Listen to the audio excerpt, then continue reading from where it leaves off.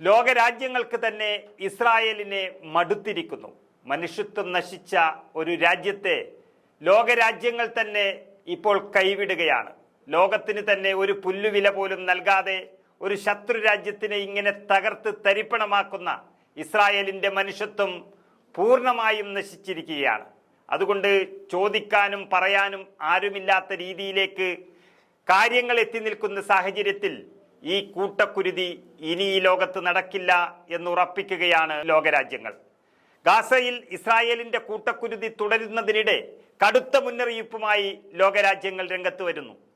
ഗാസയിൽ ആക്രമണം ഇനിയും തുടർന്നാൽ കളി മാറുമെന്നും കടുത്ത ഉപരോധം ഏർപ്പെടുത്തുമെന്നും UK, ഫ്രാൻസ്, കാനഡ അടക്കമുള്ള രാജ്യങ്ങൾ വ്യക്തമാക്കി കഴിഞ്ഞു. ഗാസയിൽ അവശ്യ സേവനങ്ങൾ നിഷേധിച്ചുകൊണ്ടുള്ള ഇസ്രായേലിന്റെ നടപടി ഒരിക്കലും സ്വീകാര്യമല്ല. ഇത് മനുഷ്യത്വരഹിതമായ നടപടിയാണെന്നും UK സർക്കാർ ഇസ്രായേലിനെ വിളിച്ചോർമ്മിപ്പിച്ചു. ഇസ്രായേലിനെതിരെ ലോകരാജ്യങ്ങൾ ശക്തമായ നടപടി സ്വീകരിക്കണമെന്നാണ് UK ആവശ്യപ്പെടുന്നത്. ഇസ്രായേലിനെതിരെ ബ്രിട്ടൻ, ഫ്രാൻസ്, കാനഡ അടക്കമുള്ള രാജ്യങ്ങൾ ആയുധ ഉപരോധം ഏർപ്പെടുത്താനുള്ള സാഹചര്യവും ഏറുകയാണ്. ആയുധ കയറ്റുമതി താൽക്കാലികമായി നിർത്തിവയ്ക്കാൻ ഇംഗ്ലണ്ട് തീരുമാനിച്ചിരിക്കുകയാണ്. അതുകൊണ്ട് മാത്രം അവസാനിക്കുന്നില്ല.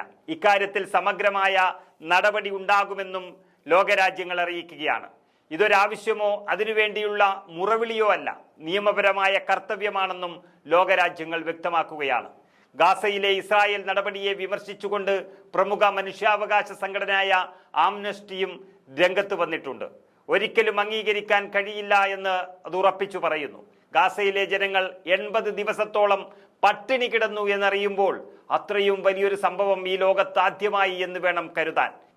ഈ ഒരു യുദ്ധ സാഹചര്യത്തിൽ അതിശയവും അപലപനീയവുമാണെന്ന് ലോകരാജ്യങ്ങൾ വ്യക്തമാക്കുന്നു. ഗാസയുടെ നിയന്ത്രണം ഇസ്രായേൽ പിടിച്ചെടുക്കുമെന്ന് അതിനിടയിൽ പ്രധാനമന്ത്രി ബെഞ്ചമിൻ നെതന്യാഹു പറഞ്ഞുകൊണ്ടേയിരിക്കുകയാണ്. ഗാസയിൽ ഹമാസ് ബന്ദികളാക്കിയ 58 പേരെ മോചിപ്പിക്കാൻ ഒരുങ്ങുകയാണ്. പലസ്തീൻ തീവ്രവാദത്തെ നശിപ്പിക്കുമെന്നാണ് നെതന്യാഹു പറഞ്ഞുകൊണ്ടേയിരിക്കുന്നത്. ഗാസയിൽ ഇസ്രായേൽ നടത്തുന്ന വംശഹത്യയിൽ അതിനിടെ മരണസംഖ്യ ഉയരുകയാണ്. ഭീകരവാദത്തിന്റെ പേരും പറഞ്ഞുകൊണ്ടാണ് ഇങ്ങനെ നരഹത്യ നെതന്യാഹുവും ഇസ്രായേലും നടത്തുന്നത്. ഇന്നലെ അർദ്ധരാത്രി മാത്രം 50ഓളം പേരെ കൊന്നു തള്ളി ഇസ്രായേൽ.